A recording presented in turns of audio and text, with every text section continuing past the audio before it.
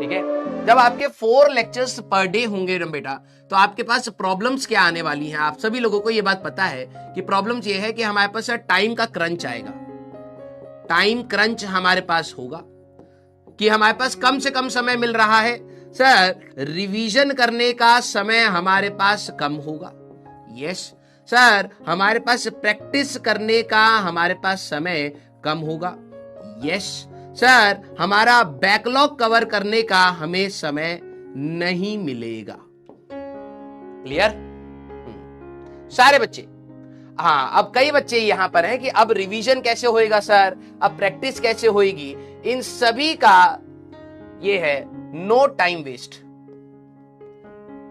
बेटा देखो, मैं खुद अपने टाइम पर ड्रॉपर रहा हूं और मैं आपको बता रहा हूं, अब आप अगर 13-14 घंटा पढ़ना स्टार्ट करेंगे तो ये पॉसिबल है, अदरवाइज नहीं है। अब बाहर की दुनिया अगर सुनेगी, वो कहेगी ये कैसा मास्टर है जो बच्चों को कह रहा है कि भाई 24 घंटे में से 13-14 घंटे पढ़ना पड़ेगा। ठीक है, ये तो पागल मास्टर है। This is the requirement. ठीक है, अभी तक आप लोग देखा जाए तो उतना शायद नहीं पढ़ रहे होंगे, बट यहां के बाद 2-3 महीने की ये विगरस स्टडी, आप किसी भी कॉम्पिटिटिव एग्जाम की बात करें, एग्जाम से पहले इतनी स्टडी डिमांड करती है। हमारे देश में इतना कंपटीशन है। ठीक है, तो अब कुछ बच्चे जो करना चाहते हैं, देखो कोई कंपल्शन नहीं है, मैं आपको बता रहा हूं कि इसका सोल्यूशन क्या है।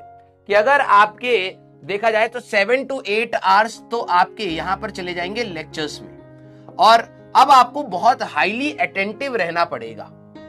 आप हल्का सा भी ये नहीं सोच सकते। भाई ध्यान से सुनना बेटा सारे बच्चे, हम लोग आज टॉपिक स्टार्ट करेंगे, लेकिन मैं आपको पहले समझा रहा हूं 10-15 दिन के बाद हो सकता है कहानी बदलेगी अब आपकी। ठीक है, तो मैं आपको पहली कोशिश कर रहा हूं, सारे सीरियस हो जाए। ये 10-15 दिन आप जितना कोशिश कर सकते हैं अपने बैकलॉग को कवर करने में, रिवीजन को कवर करने में, प्रैक्टिस करने में, डू इट। क्योंकि इसके बाद अगर आप देखें सितंबर का मिड, अक्टूबर, नवंबर, दिसंबर, 2-3 महीना बहुत विग्रस होता है।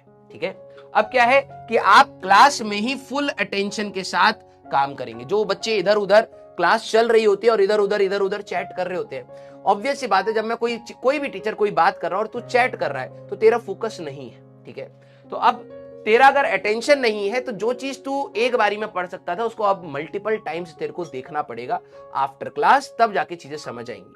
अब उसमें हुआ क्या कि जो तेरे पास टाइम जो वैसे ही बहुत लिमिटेड था, तूने उसको मल्टीप्लाई कर दिया। एक ही चीज को पढ़ने के लिए 2 बार 3 बार का समय तू ले रहा है, तो थोड़ी सी दिक्कत हो सकती है। तो मैं आपको बोलूंगा क्लास में बिल्कुल अटेंटिव रहिए। आप अपनी क्लास में कोई भी स्पैमिंग मत करिए। ये मैं सारे सब्जेक्ट्स में बात कर रहा हूं बेटा, कोई भी स्पैमिंग मत करिएगा, अदरवाइज आपका ही समय बर्बाद होगा। यहां से अब रियल डिफरेंस आना स्टार्ट होता है बच्चों के बीच में। जो सीरियस बच्चे होते हैं वो बिल्कुल अंडरग्राउंड होना स्टार्ट हो जाते हैं। आपको पता भी नहीं चलेगा कौन कैसे तैयारी कर रहा है। और अगर आप बाहर निकल के फुदक के ज्यादा नौटंकी करेंगे बेटा, सारे के सारे छटाई हो जाती है।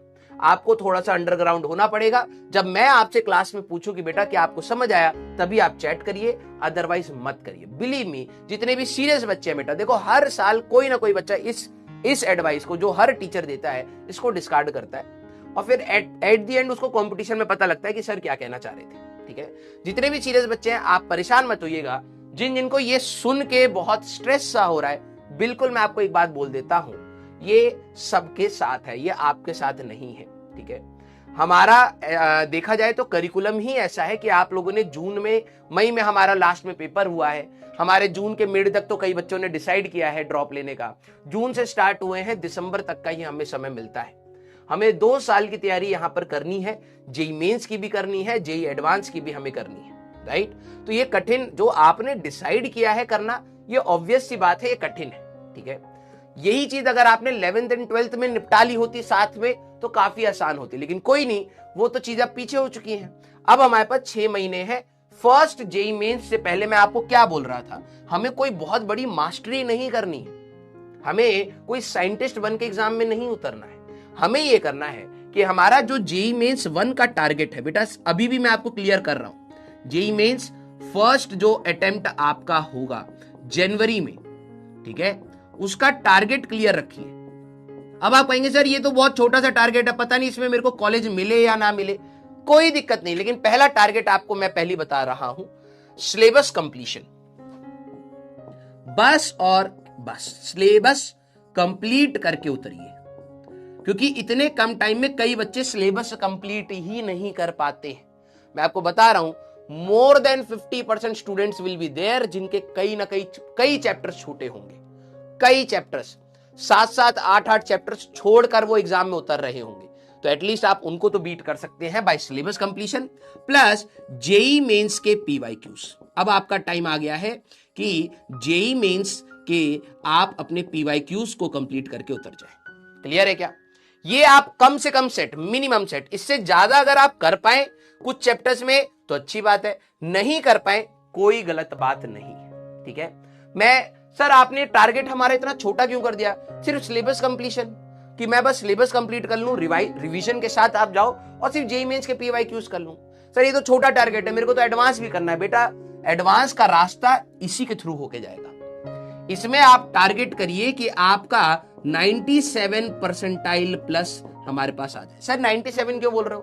93 94 पे तो क्लियर हो जाता है। मैं इसलिए बोल रहा हूं कि आपके फर्स्ट अटेम्प्ट में ही कहीं ना कहीं आपको एनआईटी के हाथ में आ जाए। कोई भी ब्रांच, मैं ये नहीं कह रहा बहुत अच्छी ब्रांच, एटलीस्ट कुछ एनआईटीज आपके हाथ में या जोन में आ जाए, क्योंकि इसके बाद आपको फिर से 2 महीने मिलेंगे बेटा, फरवरी एंड मार्च। इसमें आप टेस्ट सीरीज से सीखेंगे अपने, और जो आपके पीवाईक्यूज नहीं हो पाए, सारे पीवाईक्यूज नहीं हो पाएंगे क्योंकि टाइम क्रंच है। फिजिक्स केमिस्ट्री मैथ्स तीनों में करना है बेटा, टाइम क्रंच है। जो आपके नहीं हो पाए प्लीज आप क्या करें, उनको मार्क कर लीजिएगा अपनी किताब में, और किताब जरूर रखिएगा। अगर आपके पास मॉड्यूल नहीं है तो कोई भी किताब बेटा मार्केट में पीवाईक्यूज जरूर रखिएगा। अब कई बच्चे इसको मार्केटिंग बोलेंगे या कुछ भी बोलेंगे, बेटा तेरे बेनिफिट की बात बता रहा हूं। अगर तेरे को वो मार्केटिंग लग रही है तुम मत करना, ठीक है। जिनको सेंसिबल चीज लग रही है प्लीज आप अपने मॉड्यूल से करिए पीवाईक्यूज या बुक से करिए, मार्क करके रखिएगा कि कौन से नहीं हो रहे। फरवरी एंड मार्च 2 महीने में आपको सफिशिएंट टाइम मिलेगा फॉर प्रैक्टिस, कि आपका सिलेबस कंप्लीट हो रखा है, आपको सिर्फ प्रैक्टिस की डिमांड है। जेईई मेंस 2 में आप इसको और इंक्रीज कर पाएंगे। बिलीव मी, जो फर्स्ट बारी में ही 97 परसेंटाइल पहुंच गया बेटा, उसके लिए आसान है, क्योंकि जेईई मेंस 2 तक सारे बच्चे अपना बैकलॉग कवर कर लेते हैं, सारे बच्चे अपनी प्रैक्टिस भी कर लेते हैं। समझ रहे हो? तो जेईई मेंस 2 में स्कोर करना थोड़ा कठिन हो जाता है, अच्छी परसेंटाइल लाना थोड़ा कठिन हो जाता है as compared to JEE Mains 1। तो जो बच्चे चालाक होंगे कि भाई कम टाइम में बहुत ही कम बच्चे मैनेज कर पाते हैं, बच्चे कभी कुछ हो कह रहे हैं, कभी कुछ कह रहे हैं, कभी जबरदस्ती डिमोटिवेट हो रहे हैं, जो चालाक बच्चा होगा वो जेईई मेंस 1 ही छोड़ के क्लियर हो जाएगा कि भाई इसमें तक अपनी पूरी जान लगा दो और जेईई मेंस 1 पकड़ लो। क्योंकि यहां पर बहुत बच्चे अभी गिरेंगे, उनको संभलने के लिए टाइम मिल जाता है जेईई मेंस 2 तक। तो जेईई मेंस 2 में थोड़ा सा कंपटीशन आपको बढ़ा हुआ मिलेगा। जेईई मेंस 1 में ही फोड़ के अपना एनआईटी हाथ में रख लो और सीधे तैयारी करो अपनी एडवांस की। एक स्टेप आगे चलो। क्लियर? एक स्टेप आगे चलो सारे बच्चे। सर 3 साल के पीवाईक्यूज इनफ है? यस। अगर मैं बोलूं क्लास के इलस्ट्रेशन, भाई देखो जितने भी बच्चे जिनको ये डाउट आता है सर मैं पीवाईक्यूज भी कितने करूं, it's all dependent on time. It's all dependent on time बेटा। अब आपको ये चीज समझनी है कि आपके 7 to 8 आवर्स लेक्चर्स देखने में जा रहे हैं। अब आपको क्लास में थोड़ी स्पीड के साथ लेक्चर्स देखने हैं, और मतलब स्पीड के साथ कहने का मतलब जल्दी जल्दी आपको नोट्स बनाने हैं, सजा सजा के चीजों को नहीं करना है। क्लास में ही हाईलाइट करते चलेंगे, फुल फोकस के साथ चलेंगे। और दूसरी बात, आपका जो भी ये टारगेट है, ठीक है, अब वो वेरी कर सकता है। कईयों के शायद कैटेगरीज भी होती है, कई जनरल कैटेगरी में होते हैं, कोई किसी कैटेगरी में, सबके मार्क्स अलग अलग हैं। आप पिछले साल के मार्क्स के हिसाब से एक अपना जोन बना के रखेंगे। अब आप लोगों को यह बात भी पता होगी कि नवंबर से आपकी AITS भी स्टार्ट होंगी, ठीक है। तो रास्ता कठिन है ना। हमारे लिए क्या हाथ में है कि हम लोग बहुत टाइम मैनेजमेंट के साथ चले। यहां पर बेटा जब भी 4 लेक्चर स्टार्ट होंगे, इस हफ्ते, अगले हफ्ते या उसके अगले हफ्ते, जब भी होंगे, ये होना जरूर है, ठीक है। आई थिंक 1.0 में ये चीज चल रही है, ये कंटिन्यूड है। अब 2.0 की बारी है। 3.0 वालों को तो और कम टाइम मिलेगा, तो उनके लिए और थोड़ा सा स्ट्रगलिंग होगा। ये तो आपको सभी को पता है। बस मैं आपको कह रहा हूं कि आप इससे घबराइएगा मत कि सर मेरे पास 4 लेक्चर है, मैं तो मेरा दिमाग पक जाता है इस चीज को करने में। ये चीज सोचिएगा, सारे बच्चों के साथ यही प्रॉब्लम है। हाँ, जो बच्चा यहां पर मैनेज करके निकल गया उसको कम कंपटीशन में ही एक अच्छा एनआईटी मिल सकता है, ठीक है। अगले अटेम्प्ट तक, अगर सेकंड अटेम्प्ट की बात करूं तो नो डाउट बहुत सारे बच्चे अच्छा स्कोर करते हैं, तो वहां पर फिर वही है कि आपको कंपटीशन राइज कर जाता है। क्लियर? यस। अब आपका टाइम डिसाइड करेगा बेटा कि आप कितना कर पा रहे हैं। आप लोड लेके मत पड़िएगा। बस मैं आप सभी लोगों से हाथ जोड़कर रिक्वेस्ट कर रहा हूं कि ये कंपटीशन आपको चैलेंजिंग होना चाहिए, आपको पुश करना चाहिए, आप अपने लिमिट्स को क्रॉस करने की हिम्मत रखें। लेकिन अगर आप डिप्रेसिव फील कर रहे हैं तो प्लीज आप अपनी पढ़ाई साइड कर दीजिए, बिकॉज आई डोंट थिंक कि ये कंपटीशन आपको अगर नीचा दिखाने के लिए है या फिर आपको डिप्रेस करने के लिए अगर आपके अंदर ये भावना क्रिएट कर रहा है तो डोंट प्रिपेयर फॉर इट। ठीक है, इसके अलावा भी लाइफ में बहुत कुछ किया जा सकता है। लेकिन हां, अगर आप अपने एक लर्निंग एटीट्यूड को इंक्रीज कर रहे हैं, एप्टीट्यूड को इंक्रीज कर रहे हैं, आप अपने आप को पुश कर रहे हैं, कोशिश कर रहे हैं, अगर आप उसको पॉजिटिव एंगल से देख पा रहे हैं, वेरी गुड। ठीक है, क्योंकि लाइफ में कहीं ना कहीं इस एटीट्यूड की रिक्वायरमेंट आपको पड़ती ही पड़ती है। क्लियर है क्या? यस। हाँ, सारे बच्चे प्लीज अब इसको थोड़ा सा सीरियस लेके चलेंगे। मुझे पता है कि यहां से 10 दिन के बाद ये वाली बात कई बच्चे भूल चुके होंगे कि भाई आप किस रास्ते पर हैं। ठीक है, बार बार याद ना दिलाना पड़े। आप में से जितने भी सीरियस बच्चे हैं, मैं आपको पहले ही बता रहा हूं, ना आपके पास और ना हमारे पास यहां पर कोई भी रोने धोने का समय है। ना मैं रो सकता हूं कि भाई मेरे लाइफ में ये चल रहा है बेटा, मैं अभी कुछ नहीं कर पा रहा हूं तो अभी क्लास नहीं हो पाएगी। मेरे पास भी अनटिल ने बहुत डायर सिचुएशन हो, लेकिन तब तक हमारे पास भी कोई ऑप्शन नहीं है, आपके पास भी कोई ऑप्शन नहीं है। तो उस एंगल से आप मत सोचिए कि भाई कि मेरे लिए होगा नहीं होगा। पढ़ना है, समय है, बाउंडेड होके पढ़िए और जितना कर सकते हैं जेईई मेंस 1 से पहले अपना खत्म कर लीजिए। क्लियर? यस। मैं आप सभी लोगों को जिनको ये लग रहा है ना कि ये टाइम कैसे मैनेज होगा, मैं आपके अंदर एक वही बात है, हनुमान जी को भी उनकी शक्ति याद दिलाई गई थी, वैसे ही मैं आपको बता रहा हूं। एग्जाम से पहले आप सभी लोगों ने, जितने भी लक्ष्य के बच्चे होंगे, मैं आपको हमेशा कहता था, ठीक है, आखिरी के महीनों में आप हमेशा ये लिखा करिए चैट, जब क्लास खत्म हो जाती है तो सोने से पहले एक बार चैट में ये जरूर लिखा करिए कि sir I have utilised my full time. क्योंकि जिस दिन आप रात को सोने से पहले ये एनालाइज कर रहे हैं ना, यार आज मैं 2-3 घंटा ऐसे ही बर्बाद कर दे, कल नहीं करूंगा, मैं सिर्फ 3 महीने, 3 या 4 महीने के लिए आपके ये सेक्रीफाइस मान रहा हूं। पूरी दुनिया बोलेगी यार ये कैसा टीचर है कि भाई ये दिन भर पढ़ने के लिए कह रहा है। सिर्फ 3 महीने बेटा अपने के लिए दे दे, अपने लिए दे दे। क्योंकि अगर तेरा सिलेक्शन होगा ना तो तेरे को मिलेगा, नहीं होगा तो तेरे को ही मिलेगा।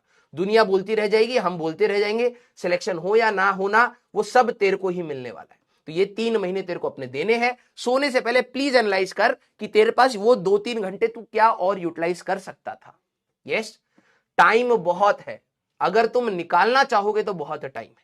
क्लियर? अब जो सीरियस बच्चे हैं वो डेफिनेटली हर दिन अपना एनालाइज करते हैं, यार ये चीज नहीं करते, पहले पढ़ लेते।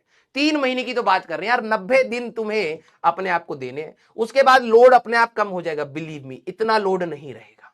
क्लियर? 90 डेज आई थिंक आप अपने करियर के लिए और जो आपका लॉन्ग टाइम आपको चाहिए था उसके लिए 90 डेज आप स्पेयर कर सकते हैं। क्लियर? यस।